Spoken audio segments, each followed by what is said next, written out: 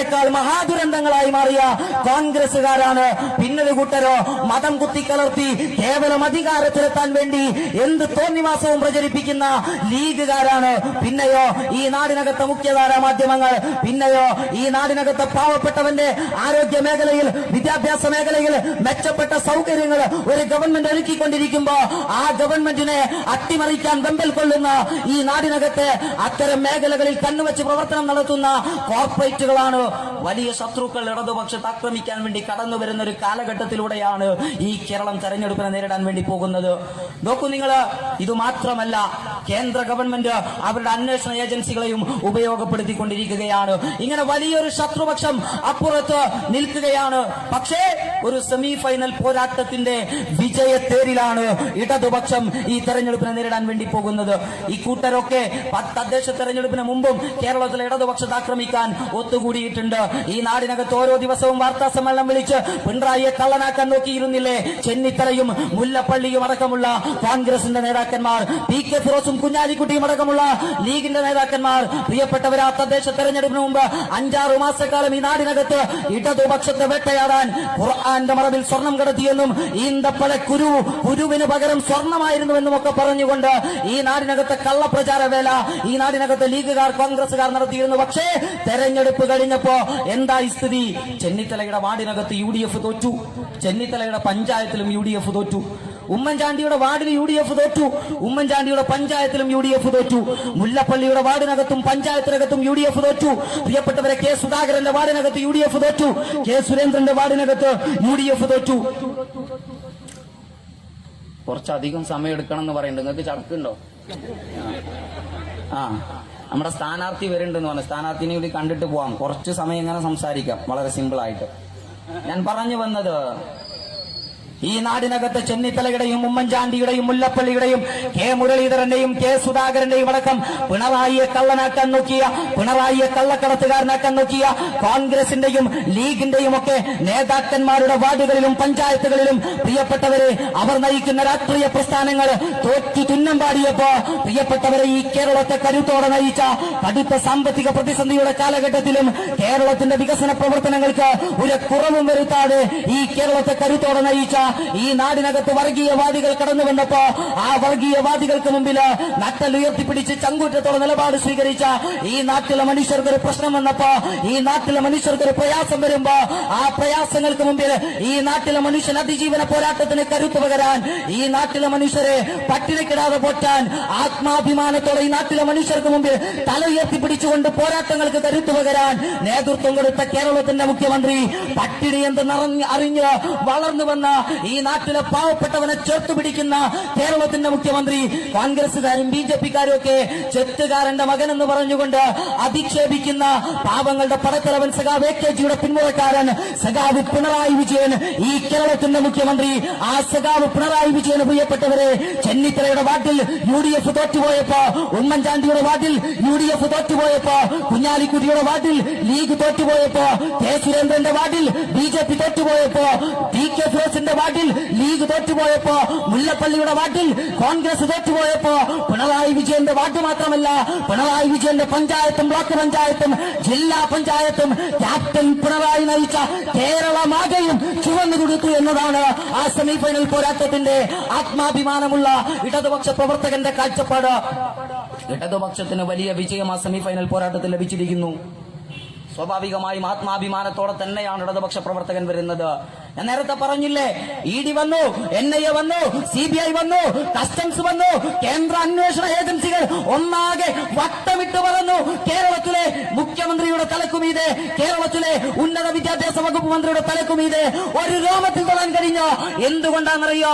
ആത്മാഭിമാനത്തോടെ ഇടതുപക്ഷ പ്രവർത്തകർക്ക് പറയാൻ കഴിയും, ഈ നാട്ടിലെ ജയിപ്പിച്ച ജനത്തെ വഞ്ചിക്കുന്ന, അതല്ലെങ്കിൽ ഈ നാട്ടിലെ പാവപ്പെട്ടവന്റെ നികുതി പണത്തിൽ നിന്ന് 1 രൂപ പോക്കറ്റിലിടുന്ന ഒരു മന്ത്രി പോലും ഇടതുപക്ഷത്തിന്റെ ഭാഗമായില്ല എന്ന്. അതുകൊണ്ടാണ് ഒരു രോമത്തിൽ തൊടാൻ ഈ നാടിനകത്തേക്ക് കടന്നു വന്ന കേന്ദ്ര ഗവൺമെന്റിന്റെ വാലാട്ടിപ്പട്ടികൾക്ക് കഴിയാതെ പോയത് എന്ന് ഈ നാട് തിരിച്ചറിയുന്നുണ്ട്. പ്രിയപ്പെട്ടവരെ, അങ്ങനെയൊരു പശ്ചാത്തലത്തിൽ 2021 എന്ന് പറയുമ്പോൾ 1995 ശേഷമുള്ള ഇന്ത്യയുടെ കേരളത്തിന്റെ രാഷ്ട്രീയ സാഹചര്യം പരിശോധിച്ചാൽ കേരളം വളരെ കൃത്യമായി ഒരു കാഴ്ചപ്പാടോടുകൂടി മുന്നോട്ട് പോയിരുന്ന ഒരു സംസ്ഥാനമാണ്. 5 വർഷം അവർ 5 വർഷം ഇവർ എന്ന് പറയുന്ന ഒരു പ്രതീതി കേരളത്തിൽ ഇത്രയും കാലം തുടർന്നു വന്നിട്ടുണ്ട്. പക്ഷേ തദ്ദേശ തെരഞ്ഞെടുപ്പുകളുടെ റിസൾട്ട് വരുമ്പോ കേരളത്തിനകത്ത് സാധാരണഗതിയിൽ 1995 മുതൽ 2021 വരെ നമ്മൾ പരിശോധിക്കുകയാണെങ്കിൽ LDF നാട് ഭരിക്കുമ്പോ UDF-ന് തദ്ദേശ തെരഞ്ഞെടുപ്പിൽ നേട്ടമുണ്ടാകും. UDF നാട് ഭരിക്കുമ്പോ LDF-ന് തദ്ദേശ തെരഞ്ഞെടുപ്പിൽ നേട്ടമുണ്ടാകും. കഴിഞ്ഞ ഉമ്മൻചാണ്ടി ഈ നാട് ഭരിച്ച കാലഘട്ടത്തിനകത്ത് കേരളത്തിലെ തദ്ദേശ തെരഞ്ഞെടുപ്പ് നടന്നപ്പോ പ്രിയപ്പെട്ടവരെ 7 ജില്ലാ പഞ്ചായത്തുകളിലാണ് ഇടതുപക്ഷം ജയിച്ചത്. പക്ഷേ ഗ്രാമപഞ്ചായത്തുകളുടെ കണക്കിൽ 500ഓളം വരുന്ന ഗ്രാമപഞ്ചായത്തുകൾ അന്ന് ഇടതുപക്ഷത്തിന് അധികാരത്തിലെത്താൻ കഴിഞ്ഞിരുന്നു. 529ഓളം വരുന്ന ഗ്രാമപഞ്ചായത്തുകൾ. അതൊരു സാധാരണ നിലയിൽ കേരളത്തിൽ വരുന്ന ഒരു മാറ്റമാണ്. UDF ഭരിക്കുമ്പോൾ LDF-ന് നേട്ടം, LDF ഭരിക്കുമ്പോൾ UDF-ന് നേട്ടം. അങ്ങനെ ഒരു കാഴ്ചപ്പാടുകളെ പോയിരുന്ന കേരളം 2021 ചരിത്രം തിരുത്തി കുറിച്ചിരിക്കുന്നു. ഈ നാട് ഭരിക്കുന്ന ഗവൺമെന്റിന് അനുകൂലമായി വിധി എഴുതിയിരിക്കുന്നു. ഇത്രയും കാലമില്ലാത്ത ചരിത്ര മുന്നേറ്റമാണ്. ഗ്രാമപഞ്ചായത്തുകളിൽ 580 ഗ്രാമപഞ്ചായത്തുകളാണ്. 941 ഗ്രാമപഞ്ചായത്തുകളിൽ 580 ഗ്രാമപഞ്ചായത്തുകളിൽ ഇടതുപക്ഷം അധികാരത്തിൽ വന്നു. 172 ബ്ലോക്ക് പഞ്ചായത്തുകളിൽ 108 ബ്ലോക്ക് പഞ്ചായത്തുകളിലും ഇടതുപക്ഷം അധികാരത്തിൽ വന്നു. 14 ജില്ലാ പഞ്ചായത്തുകളിൽ പ്രിയപ്പെട്ടവരെ 11 ജില്ലാ പഞ്ചായത്തിലും ഇടതുപക്ഷം അധികാരത്തിൽ വന്നു. 6 കോർപ്പറേഷനുകളിൽ 5 കോർപ്പറേഷനുകളിലും ഇടതുപക്ഷം അധികാരത്തിൽ വന്നു. 83 നഗരസഭകളിൽ 43 നഗരസഭകളിലും ഇടതുപക്ഷം അധികാരത്തിൽ വന്ന് വലിയ മുന്നേറ്റമാണ്. സ്വാഭാവികമായും ഇടതുപക്ഷം തുടർ ഭരണത്തിലേക്ക് നീങ്ങുകയാണ്. നമ്മൾ നോക്കി ഏഷ്യാനെറ്റും മനോരമയൊക്കെ ഏതെങ്കിലും ഒരു കാലത്ത് ഒരു സർവേ നടത്തിയിട്ട് ഇടതുപക്ഷം ജയിക്കൂ എന്ന് പറയും. നിങ്ങൾ ആലോചിച്ചു നിങ്ങൾ ഇടതുപക്ഷം ജയിക്കൂന്ന് സർവേയിലൂടെ പറയാൻ ഗതികേടാണ്. ഇടതുപക്ഷം ജയിക്കില്ല എന്ന് പറഞ്ഞാൽ അത് ഈ നാട്ടിലെ ജനത വിശ്വസിക്കില്ല എന്ന ഉറപ്പാണ്. ആ ഉറപ്പ് കൊണ്ടാണ് അവർക്ക് പോലും അങ്ങനെ പറയേണ്ടി വരുന്നത്. പക്ഷേ മനോരമയുടെയും ഏഷ്യാനെറ്റിന്റെയും ഉറപ്പ് കണ്ടിട്ടല്ല ഇടതുപക്ഷം ഉറപ്പാണ് LDF എന്ന് പറയുന്നത്. ഇടതുപക്ഷം എന്തുകൊണ്ടാണ് ഉറപ്പാണ് LDF എന്ന് പറയുന്നത്? ഇപ്പൊ കോൺഗ്രസ്സുകാരനിതാ കേരളത്തിൽ അധികാരത്തിൽ വരാൻ വേണ്ടിയിട്ട് ഒരു മുദ്രാവാക്യം ഞാൻ നേരത്തെ പറഞ്ഞ പോലെ ഞങ്ങളെ തോൽപ്പിച്ച BJPക്ക് പോകുന്നാണെങ്കിൽ അടുത്തൊരു മുദ്രാവാക്യം എന്താ? ഞങ്ങൾ 6000 റുപ്യ തരും, അല്ലേ? ഞങ്ങൾ 6000 തരും. ഈ നാടിനകത്ത് കോൺഗ്രസിനെ ജയിപ്പിച്ചാൽ UDF-നെ ജയിപ്പിച്ചാൽ 6000 റുപ്യ തരും. ഒരു വർഷം 72,000 റുപ്യ തരുന്ന കോൺഗ്രസ് പറയുന്നത്, UDF പറയുന്നത്. അതിനൊരു പേരുണ്ട്, ന്യായ് പദ്ധതി. ന്യായ് പദ്ധതി. ഈ ന്യായ് പദ്ധതി എന്നിങ്ങനെ രമേശ് ചെന്നിത്തല ഇങ്ങനെ പറഞ്ഞപ്പോ നാട്ടുകാർ പറഞ്ഞു, നിങ്ങളിപ്പോ തൽക്കാലം ഇമാതിരി ന്യായ് പദ്ധതി ഒന്നായിട്ട് വരണ്ട, അവസാനം അതൊക്കെ നായിക്കും നരിക്കും ഇല്ലാത്ത കോലാവുന്നു. അങ്ങനെ ഒരു ചെല്ലില്ലേ നമ്മുടെ നാടിനകത്ത്, നായിക്കും നരിക്കും ഇല്ലാത്ത കോലാവും എന്ന് പറഞ്ഞ്. എന്തുകൊണ്ടാണ് ഇങ്ങനെ പറയുന്നത്? ഉമ്മൻചാണ്ടി നാട് ഭരിച്ച കാലഘട്ടത്തിനകത്ത് ഈ നാടിനകത്ത് പ്രായമായ ആളുകൾക്ക് കൊടുക്കാനുണ്ടായിരുന്ന ഒരു 600 രൂപ പെൻഷന്റെ ആരാ പെൻഷൻ കൊണ്ടുവന്നത്? സഖാ VK നായനാർ.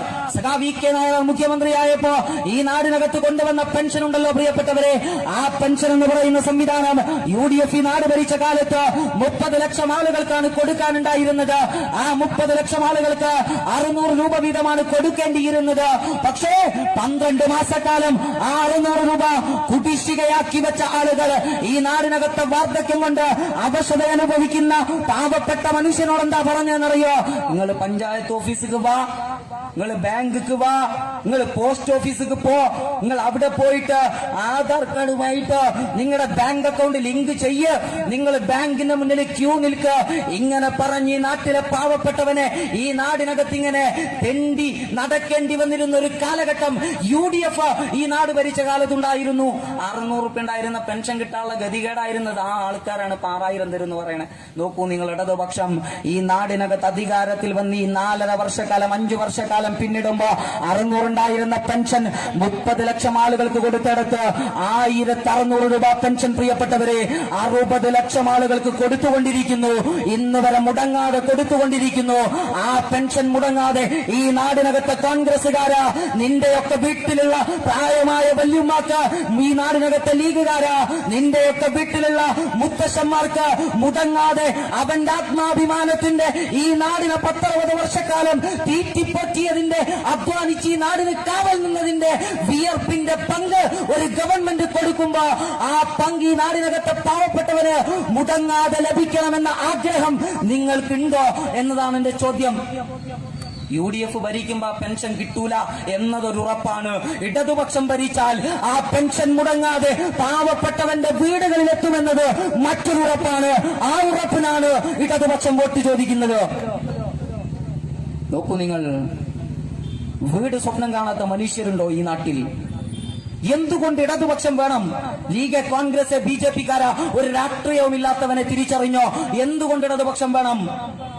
UDF ഇന്ന് നാട് നന്നാക്കാൻ വേണ്ടി നിങ്ങൾ ഇങ്ങനെ ഈ നാടിനകത്ത് വോട്ട് ചോദിക്കുമ്പോ പ്രിയപ്പെട്ടവരെ നമ്മൾ തിരിച്ചറിയണ്ടേ, ഈ നാടിനകത്തെ പാവപ്പെട്ട മനുഷ്യർ വീടില്ലാതെ വാടകക്ക് മുതലാളിയുടെ മുന്നിൽ ഇങ്ങനെ ഓച്ചാനിച്ചു നിൽക്കേണ്ട ഗതികേടുണ്ടായിരുന്ന ലക്ഷക്കണക്കിന് വരുന്ന മനുഷ്യർ. ഈ നാട്ടിലെ ഏതു മനുഷ്യന്റെയും ആത്മാഭിമാനത്തോടെ ജീവിക്കാൻ സ്വന്തമായി വീട് വേണമെന്നൊരാഗ്രഹം ഏതു മനുഷ്യനും ഉണ്ടാകും. അങ്ങനെയുള്ള മനുഷ്യരെ തിരിഞ്ഞു നോക്കാൻ പ്രിയപ്പെട്ടവരെ ഈ നാടിനകത്ത് UDF ഭരിച്ചപ്പോ അവർ തയ്യാറായിരുന്നു. ഇതാ ചോദ്യം. പ്രിയപ്പെട്ടവരെ, ഉമ്മൻചാണ്ടിയുടെ ഗവൺമെന്റ് 5 വർഷം ഈ നാട് ഭരിച്ചിട്ട് കാസർഗോഡ് മുതൽ കന്യാകുമാരി വരെ വിവിധ പേരിട്ട പദ്ധതികൾ ഉണ്ടായിട്ട് കേരളത്തിനകത്ത് നിർമ്മിച്ചു കൊടുത്ത വീടുകളുടെ എണ്ണം എത്രയാണെന്നറിയോ? 3812. ഇത് നിയമസഭാ രേഖയാ. 3812. ഇത് നിയമസഭാ രേഖയാ. കളവാണെങ്കിൽ UDF-കാരാ നിങ്ങൾ പറഞ്ഞോ? അങ്ങനെ 3812. അല്ലെങ്കിൽ അവർക്ക് ഈ നാട്ടിലെ പാവപ്പെട്ടവന് വീടുണ്ടാക്കി കൊടുക്കണേലൊന്നല്ലല്ലോ ശ്രദ്ധ. PC ജോർജ് പറഞ്ഞില്ലേ കഴിഞ്ഞ ആഴ്ച? മനസ്സിലായോ? അതാണ്, അവിടെയായിരുന്നു അവർക്ക് ശ്രദ്ധ. ഞാൻ PC ജോർജ് പറഞ്ഞ കാര്യങ്ങൾ, PC ജോർജിനെ ഞാൻ ഭയങ്കര സംഭവമായിട്ട് കാണണമെന്നില്ല കേട്ടോ. കേരള രാഷ്ട്രീയത്തിൽ ഏറ്റവും നിറകെട്ട സ്വഭാവം കാണിക്കുന്ന ഒരു മനുഷ്യനാണ് PC ജോർജ്. പക്ഷേ ആ PC ജോർജ് അദ്ദേഹം വിളിച്ചു പറയാണ്, ഞാൻ കണ്ടു. പ്രിയപ്പെട്ട കോൺഗ്രസ്സുകാരാ, അങ്ങനെ ചെയ്തിട്ടില്ലെങ്കിൽ PC ജോർജ് അങ്ങനെ പറയുമ്പോൾ കേസ് കൊടുക്കാനുള്ള ഒരു അദ്ദേഹത്തിന് പിന്നെ അതൊന്നും വലിയൊരു ഇഷ്യൂ അല്ല. ഇങ്ങനെ ചിരിച്ചോളൊക്കെ മനസാക്ഷിയാ. മനസ്സിലായോ? അതിന്റെ അപ്പുറം ഇല്ല. പക്ഷേ പ്രിയപ്പെട്ടവരെ, ഇടതുപക്ഷം ഈ നാടിനകത്ത് അധികാരത്തിൽ വന്നപ്പോ PC പറഞ്ഞ പോലെ ക്ലിഫ് ഹൗസ് ഈ നാടിനകത്ത് ചില ആളുകൾക്ക് തുറന്നു കൊടുക്കുന്ന സ്വഭാവമായിരുന്നില്ല കേരളത്തിലെ മുഖ്യമന്ത്രിക്ക് ഉണ്ടായിരുന്നത്. ഈ നാടിനകത്ത് പാവപ്പെട്ടവന്റെ വീടെന്ന് പറയുന്ന സ്വപ്നം യാഥാർത്ഥ്യമാക്കാൻ ലൈഫ് ഭവന പദ്ധതി ഉമ്മൻചാണ്ടിയുടെ കാലഘട്ടത്തിൽ ഈ നാടിനകത്ത് വീടുണ്ടാക്കാൻ എത്ര കൊടുത്തിരുന്നെന്നറിയോ? 2.5 ലക്ഷം രൂപ. പക്ഷേ പിണറായി വിജയൻ ഗവൺമെന്റ് ഇടതുപക്ഷം അധികാരത്തിൽ വന്നു. ഈ നാട്ടിലെ പാവപ്പെട്ടവന്റെ വീടെന്ന സ്വപ്നം യാഥാർത്ഥ്യമാക്കാൻ ഒരു പദ്ധതി കൊണ്ടുവന്നു, ലൈഫ് ഭവന പദ്ധതി. ആ ലൈഫ് ഭവന പദ്ധതിയിലൂടെ ഇതിനോടകം കേരളത്തിൽ 2.5 ലക്ഷം കുടുംബങ്ങൾ പ്രിയപ്പെട്ടവരെ സ്വന്തമായി പാർപ്പിടമുള്ളവരായി മാറി. 1.5 ലക്ഷം കുടുംബങ്ങൾക്ക് പുതുതായി പാർപ്പിടം കൊടുക്കാനുള്ള ലിസ്റ്റ് കേരളത്തിലെ ഗവൺമെന്റ് പ്രഖ്യാപിച്ചു കഴിഞ്ഞു. 4 ലക്ഷം കുടുംബങ്ങൾക്ക് കേരളത്തിൽ വീട് കൊടുക്കാൻ ഇടതുപക്ഷ ജനാധിപത്യ മുന്നണി ഗവൺമെന്റിനായി. പ്രിയപ്പെട്ടവരെ, കേരളത്തിലെ വീടില്ലാത്ത മനുഷ്യരുടെ കണക്ക് എത്രയാണെന്നറിയോ? 2011 കണക്ക് പ്രകാരം കേരളത്തിൽ 10 ലക്ഷത്തിൽ താഴെ വരുന്ന മനുഷ്യർ മാത്രമാണ് വീടില്ലാത്തതുള്ളത്. അങ്ങനെ വരികയാണെങ്കിൽ 4 ലക്ഷം കുടുംബങ്ങളുടെ വീടെന്ന് പറയുന്ന സ്വപ്നം യാഥാർത്ഥ്യമാക്കാൻ കേരളത്തിലെ ഇടതുപക്ഷത്തിന് 2 മഹാപ്രളയങ്ങളും പൗരത്വ ഭേദഗതി നിയമവും കോവിഡ് അടക്കമുള്ള മഹാമാരിയും 1 വർഷക്കാലം കോവിഡ് ഇങ്ങനെയൊക്കെ വെട്ടയാടപ്പെട്ട ഒരുപാട് പ്രശ്നങ്ങൾ ഈ നമ്മുടെ നാടിനകത്തുണ്ടായിട്ടും ആ പ്രശ്നങ്ങൾക്കൊക്കെ മുന്നിൽ അടിപതറാതെ ചങ്കൂറ്റത്തോടെ കേരളത്തെ നയിക്കുന്നതോടൊപ്പം ഈ നാടിനകത്ത് 4 ലക്ഷം കുടുംബങ്ങൾക്ക് സ്വന്തമായി കയറി കിടക്കാൻ പാർപ്പിടമുണ്ടാക്കി കൊടുക്കാൻ കേരളത്തിലെ ഗവൺമെന്റിന് സാധ്യമായിട്ടുണ്ടെങ്കിൽ അടുത്ത 5 കൊല്ലവും കേരളത്തിൽ പിണറായി വിജയന്റെ നേതൃത്വത്തിൽ ഒരു ഗവൺമെന്റ് അധികാരത്തിൽ വന്നാൽ ഈ നാടിനകത്ത് വീടില്ലാത്ത ഒരു കുടുംബവും ഉണ്ടാകില്ല എന്നതാണ് ഇടതുപക്ഷം ഉറപ്പ് നൽകുന്നത്. ആ ഉറപ്പാണ് LDF. ആ ഉറപ്പിനാണ് ഞങ്ങൾ വോട്ട് ചോദിക്കുന്നത്. ഈ നാടിനകത്തെ കോൺഗ്രസ്സുകാരാ, ഈ നാടിനകത്തെ ലീഗുകാരാ, ഈ നാടിനകത്തെ BJP-ക്കാരാ, ചോദിക്കട്ടെ ഞാൻ, കേരളത്തിലല്ലാതെ ഇന്ത്യയിൽ എവിടെയെങ്കിലും ഈ നാട്ടിലെ പാവപ്പെട്ടവന് മുടങ്ങാതെ മാസം 1600 പെൻഷൻ കൊടുക്കുന്ന ഒരു സംസ്ഥാനം നിങ്ങൾക്ക് കാണിക്കാൻ കഴിയുമോ? 2.5 ലക്ഷം വീട് നിർമ്മിച്ചു കൊടുത്ത മറ്റേതെങ്കിലും ഒരു സംസ്ഥാനം ഇന്ത്യയിൽ നിങ്ങൾക്ക് കാണിച്ചു തരാൻ വേണ്ടി കഴിയുമോ?